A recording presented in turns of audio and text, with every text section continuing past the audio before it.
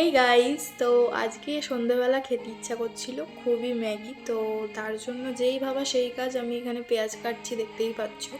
তো পেঁয়াজগুলিকে আমি কুচি কুচি করে কেটে নিলাম। কেটে নেওয়ার পর ওর মধ্যে আমি ফুলকপির ডাঁটিগুলো ভেঙে নিচ্ছিলাম। তো তারপর মটরশুঁটিগুলোকে আমি ছাড়িয়ে নিচ্ছিলাম। এই তিনটে জিনিস দিয়ে আজকে আমি ম্যাগি তৈরি করেছি। তো তাই তোমাদের সাথে ছোট্ট একটু ভিডিও শেয়ার করছি। আর তোমরা জানিও কমেন্ট করে তোমাদের কেমন লাগলো। তো এখানে আমি ম্যাগির প্যাকেট থেকে ম্যাগির মশলাগুলো আলাদা করে কাঁচা লঙ্কা দুটো আমি কেটে নিয়েছিলাম, কারণ শীতকালে একটু ঝাল ঝাল ম্যাগি খেতে বেশি ভালো লাগে। তারপর আমি সবজিগুলো নিয়ে ভেজে নিচ্ছিলাম কড়াইয়ে মধ্যে। আমি নুন আর হলুদ দুটো দিয়ে দিয়েছি। তারপর একটু মিক্সড করার পর এখানে আমি ডিম দিয়ে দিয়েছি দুটো। তার মধ্যে আমি দিয়ে দিচ্ছি একটু নুন, যাতে ডিমটা পাঞ্চা পাঞ্চা না লাগে খেতে। তো এখানে আমি সেটাও ভালো করে মিক্সড করে নিচ্ছি, ভেজে ভেজে নেব।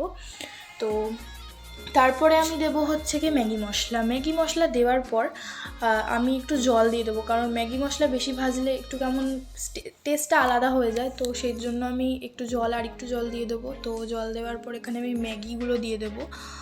ম্যাগিগুলোকে একটু ভেঙে ভেঙে দেবো। তো তারপর আমি ঢাকা দিয়ে দেবো। যেহেতু আমি অল্প জল দিয়েছিলাম, তাই একটু ঢাকনাটা দিয়ে দিয়েছি যাতে ম্যাগিটা একটু নরম হয়ে যায়।